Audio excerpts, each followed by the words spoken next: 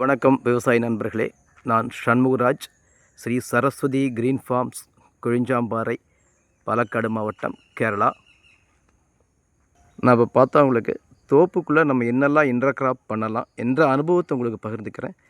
இது பார்த்திங்கன்னா தோப்புக்குள்ளே கற்பூரவள்ளி, இது 2-3 ஈத்து ஆயிடுச்சு உங்களுக்கு. அது போக உங்களுக்கு லக்ஷ்மி தருன்னு உங்களுக்கு ஒரு செடி வச்சுருக்கேன். இது உங்களுக்கு ஆட்டுகளுக்கெல்லாம் தீவனமாகும். அது மாதிரி சிறந்த ஒரு தழை உரம். இதை பார்த்திங்கன்னா அந்த லக்ஷ்மி தருவிலேயே நம்ம குருமிளகு ஏற்றி விட்ருக்கேன். உங்களுக்கு நல்லா வருது. இது ஒரு பர்டிகுலர் ஸ்டேஜுக்கு மேலே நம்ம மேலே க்ராப் பண்ணிக்கலாம். உங்களுக்கு ஒரு உயிர் வேலியில் தான் உயிர் செடியில் தான் வரும் உங்களுக்கு குருமிளகு. அதனால் நம்ம முக்கிய பயிர் பலா, அதை நம்ம பார்த்துடலாம். உங்களுக்கு இது பார்த்திங்கன்னா உங்களுக்கு ஆயுர் ஜாக்குன்னு திருச்சூர்லேருந்து வாங்கினேன். உங்களுக்கு நல்லாவே உங்களுக்கு தோப்பில் வருது. உங்களுக்கு அந்த சைடு மேலே ஒரு கை இருக்குது பாருங்கள். இந்த பலாவோட ஸ்பெஷல் என்ன, உங்களுக்கு சைஸ் ஒரு மீடியம் சைஸாக தான் வரும்.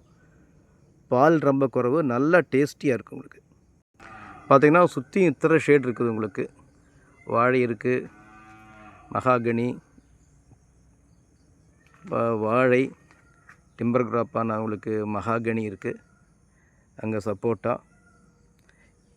இதுக்கிடையிலேயே உங்களுக்கு நல்லா பலா வருது. உங்களுக்கு ஒரு பயனுள்ள ஒரு பயிர். இது பார்த்திங்கன்னா இந்த பலா கொஞ்சம் வெயில் கிடைக்கிற இடத்துல வச்சுருக்குது. அது நல்லாவே வந்திருக்கு. அதுலேயும் பார்த்திங்கன்னா காய் பாருங்கள். இது கொஞ்சம் பெரிய சைஸாகவே வந்திருக்கு, நிறைய காய் வருது. இதில் முக்கியமாக கவனிக்க வேண்டியது என்னென்னா, உங்களுக்கு இது கொஞ்சம் ரொம்ப காய் காய்ச்சுன்னா உங்களுக்கு மரம் இப்படி விழுந்துருது. அதாவது நேரத்துலேயே நம்ம அது சின்ன காயெல்லாம் கொஞ்சம் கட் பண்ணி அளவான காய்கள் வைக்கணும். இதில் பாருங்கள் எத்தனை காய் பிடிச்சிருக்குன்னு. எந்த அனுபவத்தில் சொல்கிறேன்னா, உங்களுக்கு தோப்புக்குள்ளே நம்ம ஒரு இன்டர்கிராப் நிறைய வைக்கலாம். இது ஒரு உபரி வருமானமும். அது மாதிரி காடு நல்லா உங்களுக்கு கட்டி நிறைய இலைதழைகள் உங்களுக்கு தோப்புக்கு கிடைக்கும். நீங்களும் முயற்சி செய்து பாருங்கள்.